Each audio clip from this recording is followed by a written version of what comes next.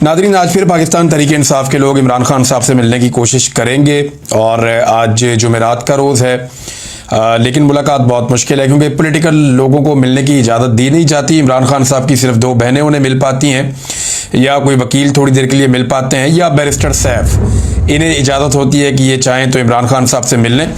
Normally जो politicians हैं उनको इजाज़त नहीं होती। अली अमीन गंडापुर साहब शायद मिलना नहीं चाह रहे। देखें, बैरिस्टर सैफ अगर मिल लेता है तो फिर अली अमीन गंडापुर को क्यों नहीं मिलने दिया जाता। अली अमीन गंडापुर को बैरिस्टर सैफ से, जो अली अमीन गंडापुर के अंडर काम करते हैं, उनसे पूछना चाहिए कि वो गिद्दर सिंगी बताओ जो आपको इमरान खान साहब से मिलवाती है और मुझे नहीं मिलवाती। तो मतलब साफ वाज़ेह है कि अली अमीन गंडापुर साहब मिलना नहीं चाहते और बैरिस्टर सैफ के ज़रिए से इमरान खान साहब को पैगाम शैगाम भिजवा दिया जाता है जो भेजना होता है। बहरहाल मामला तो ये हैं कि अब दोबारा कोशिश की जाएगी और चीज़ें इस जगह पे हैं कि मुझे नहीं लगता कि मुलाकात होगी, और अगर हुई भी तो उसमें से कोई आउटकम आज के दिन में आएगा। पाकिस्तान तहरीक इंसाफ अपनी तहरीक का मोमेंटम बना रही है और साथ ही साथ जो तहरीक तहफ़्फ़ुज़ आईन पाकिस्तान है उसकी तश्कील नौ की गई है। उस हवाले से जो खबर मेरे पास है उसमें सलमान अकरम राजा साहब ने बड़ी इंपॉर्टेंट बातचीत भी की है। वहाँ पे जो दीगर लोग हैं उन्होंने भी बातचीत की।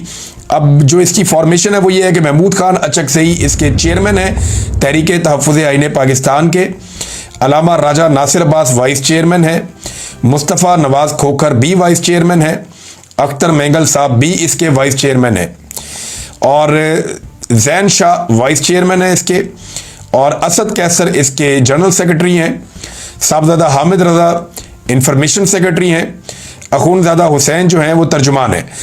पाकिस्तान तहरीक इंसाफ की जानिब से सबसे सीनियर ओहदा असद कैसर साहब के पास है।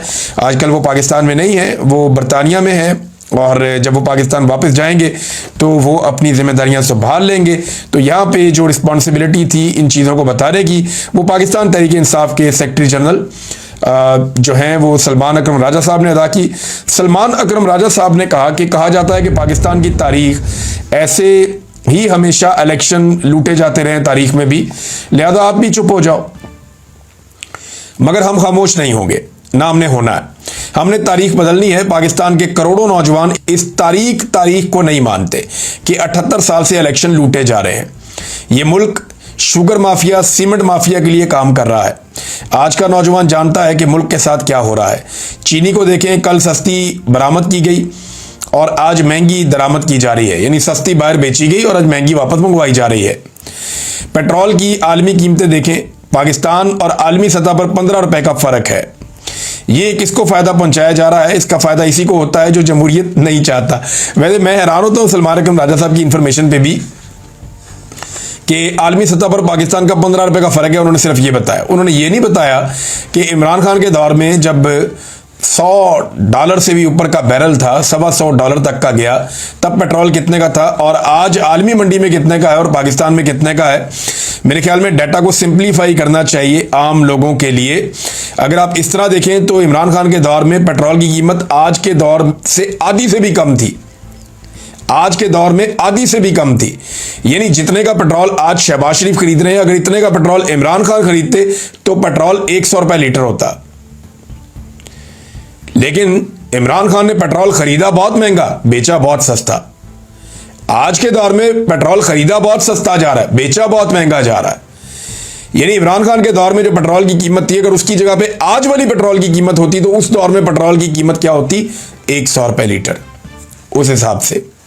लेकिन मेरे ख्याल में आम आदमी को समझाने के लिए ये एक सिंपल तरीका मैंने आपके सामने रख दिया नाज़रीन।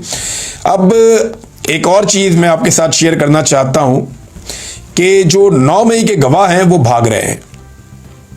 9 मई के गवाह भाग रहे हैं और वो कैसे भाग रहे हैं ये खबर आप देखिए। इससे पहले मैंने आपको बताया था कि वो पुलिस वाला जो मरकजी गवाह है इस सारे केस का, उसके बारे में पता चलता है कि वो उस दिन छुट्टी पर था और बाकायदा रोजनामचे के अंदर ये लिखा हुआ है SHO की जानिब से कि ये आदि मुजरिम है छुट्टियां करने का, जब तक SP के सामने पेश नहीं हो जाता तब तक इसको ड्यूटी पे नहीं आने देना, इसकी माफी नहीं होनी। तो एक ऐसा पुलिस वाला जो आदि मुजरिम है छुट्टियां करने का, उसको आप दबाव डाल के कि तू तो मुअत्तल होने वाला, जो मर्जी काम उससे करवा ले, तो इन्होंने उसको ऐनी शाहिद बना दिया। अब गवाह आगे आगे भाग रहे हैं और जज पीछे पीछे। ये मैं एक खबर आपको दिखाता हूं, ये एक वारंट गिरफ्तारी है और ये काबिल जमानत नाकाबिल जमानत है। काबिल जमानत को छोड़ दिया, नाकाबिल जमानत पे गुड लगाया जज साहब ने। और उन्होंने कहा जी नाकाबिल जमानत वारंट गिरफ्तारी है, तामील करवाए SHO थाना सरवर रोड। और आगे जो गवाह है उनका नाम लिखा हुआ है, और मंदरजा झेल गवाहान को गिरफ्तार करके मोरखा 7/17 को अदालत हाजा में पेश करें, यानी 17 जुलाई को अदालत में पेश करें।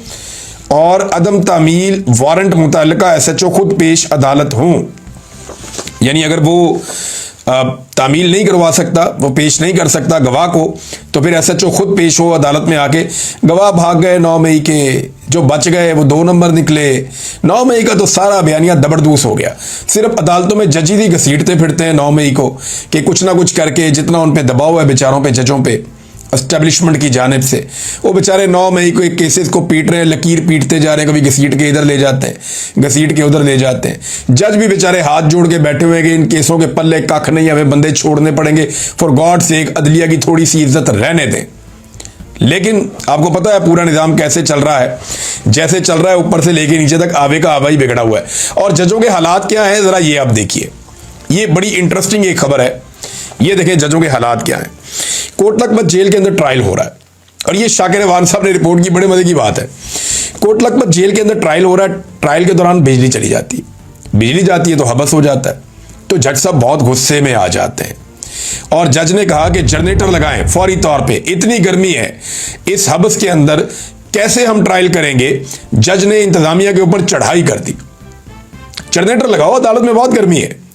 और ठीक 3 दिन पहले इसी अदालत के अंदर जो ट्रायल हो रहा था, तो यास्मीन राशिद ने और दीगर जो रहनुमा पाकिस्तान तहरीक इंसाफ के, उन्होंने इसी जज को तहरीरी दरखास्त दी थी कि कई घंटे लोड शेडिंग हो रही है हमारे सेल्स के अंदर।